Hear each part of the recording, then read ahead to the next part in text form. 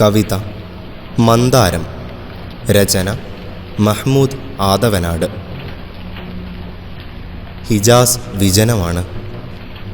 തേങ്ങുന്ന പൈതലിൽ വെപ്രാളം പൂണ്ട മാതാവിന് സംസം ഉത്തരം. മക്ക സജീവം. ബനൂ നജ്ജാറും ഖുറൈശികളും മംഗളരാവിൽ ഒന്നിച്ചു. ആമിന അബ്ദുള്ള പുതുദമ്പതികൾ ഒരുങ്ങി. കാലം സാക്ഷി. ബീവി ഉദരത്തിൽ ഒരു പൂവ് മൊട്ടിട്ടു. വിടരാൻ കാത്തു നിൽക്കാതെ പിതാവ് യാത്ര തിരിച്ചു. പൂവിനെ വരവേൽക്കാൻ കുടിലൊരുങ്ങി. ഫജ്ർ പുലരും മുമ്പേ പൂ വിരിഞ്ഞു. മലക്കുകളും സ്വർഗനാരികളും വരവേറ്റു. സുറുമയിട്ട മിഴികൾ തുറന്നു. വെളിച്ചം പരന്നു. ഉമ്മ പുഞ്ചിരിച്ചു.